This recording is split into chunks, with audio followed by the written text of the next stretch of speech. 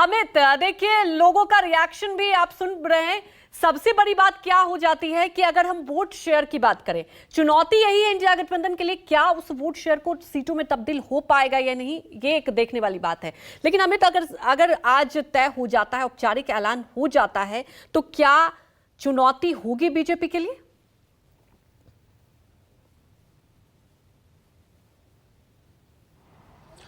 देखिए अंजलि, सबसे पहले इस गठबंधन की ज़रूरत क्यों पड़ी इस बात को समझना जरूरी है, क्योंकि अगर हम पिछले चुनाव की बात करें 2019 की, तो बीजेपी को जो है वो 56% जो है वोट मिला था। और वहीं अगर कांग्रेस और आम आदमी पार्टी को मिला के बात करें तो 41% के आसपास जो है वो वोट मिले थे। आम आदमी पार्टी इस बात को बहुत अच्छे से समझ रही है, खासकर नॉर्थ ईस्ट सीट को और वेस्ट दिल्ली की जो सीट है उस पर आम आदमी पार्टी का ये आकलन है कि अगर कांग्रेस और आम आदमी पार्टी साथ मिलकर लड़ती है तो नॉर्थ ईस्ट सीटों की अगर हम बात करें तो वहां पर जो मुस्लिम वोटर हैं वो एक तरफा वोट करेंगे, वो उनका वोट बटेगा नहीं, जिसका नुकसान पिछले 2 चुनाव में आम आदमी पार्टी और कांग्रेस को देखना पड़ा।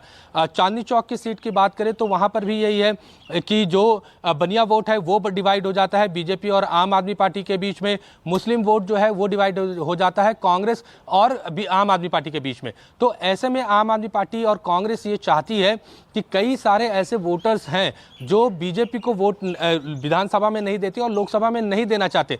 चूंकि त्रिकोणीय मुकाबला हर बार होता है और यही वजह है कि वोट में डिवाइडेशन देखने को मिलता है। एक फ्रैक्शन जो है वो कंफ्यूज रहता है कि कांग्रेस में जाएं या आप में जाएं, और वो आखिरी वक्त पे बीजेपी में चला जाता है। तो ये आकलन जो है वो आम आदमी पार्टी सीट वाइज करके बैठी हुई थी और यही वजह था कि कोशिश आम आदमी पार्टी की थी कि कांग्रेस के साथ अलायंस में दिल्ली में जाया जाए। और 3 से 4 सीटें ऐसी हैं जिसको दोनों पार्टियों ने देखा है कि काफी मजबूती के साथ बहुत क्लोज मुकाबला जो है वो आम आदमी पार्टी और बीजेपी के बीच में और कांग्रेस और बीजेपी के बीच में हो सकती है। खासकर अगर हम बात करें तो इस दिल्ली में जो नाम सामने आ रहे हैं, अगर अरविंदर सिंह लवली अगर चुनाव लड़ते हैं इस दिल्ली से, तो वो सीट जो है वो जो ज्यादा चांसेस हैं कि मुकाबला जो है बहुत क्लोज हो सकता है। दूसरी सीट जो है वो वेस्ट की सीट है, वहां पर ये नॉर्थ वेस्ट की सीट है, वहां पर ये माना जा रहा था कि हंसराज हंस जो है बीजेपी के जो एमपी हैं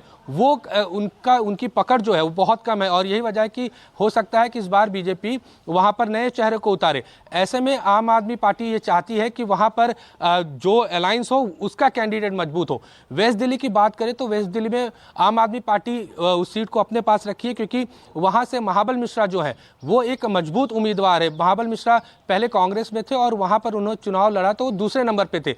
ऐसे में महाबल मिश्रा का अपना इंपैक्ट प्लस आम आदमी पार्टी का वोट, बिल्कुल अगर इन दोनों को एक मिला बड़ी दिया बात जाए यही तो हो जाती है कि कुछ ऐसा तबका आम आदमी पार्टी अगर जो है वो मजबूती किस डायरेक्शन में जाए, गठबंधन के बाद एक डायरेक्शन जरूर मिल जाएगा। पल्लवी, सबसे बड़ी बात यह है कि देखिए अभी तक तो यही हो रहा था कि क्या ये गठबंधन होगा कि नहीं। आपने देखा कि वक्त बीत गया और कांग्रेस को लेकर बार बार आम आदमी पार्टी की तरफ से कहा जा रहा था कि कहीं ना कहीं जो लेट हो रहा है उनकी वजह से, लेकिन आज फॉर्मूला लगभग तय हो चुका है। पल्लवी, समीकरण जरूर बदलेंगे और उन्हीं समीकरण को साधते हुए ये 4-3 का फॉर्मूला तय किया गया है। बिल्कुल, इसमें कोई दो राय नहीं है कि प्रेशर पॉलिटिक्स का इस्तेमाल किया गया और लगातार दबाव बनाकर ये कोशिश की गई कि जल्द से जल्द गठबंधन कर करके सीट शेयर कर लिया जाए, ताकि दिल्ली में जैसे ही दिल्ली या पूरे देश में ही बात करें तो लोकसभा चुनाव के अनाउंसमेंट आए उससे पहले तैयारी शुरू हो जाए। और जिस तरीके से अब ये सीट शेयरिंग की खबर आ रही है कि 4 और 3 का मुकाबला होगा, तो देखिए ये स्पष्ट हो गया है कि मुकाबला इस बार जो है वो बिल्कुल अलग होगा।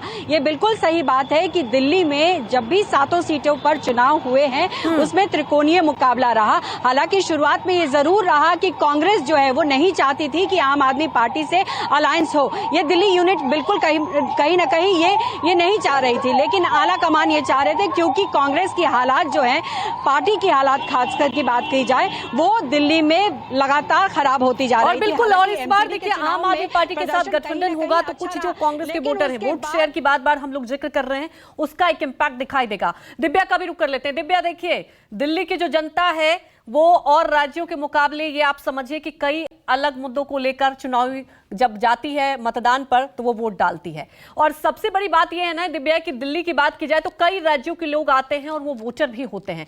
तो क्या अगर ये गठबंधन होता है तो कितना असर जनता के बीच दिखाई देगा?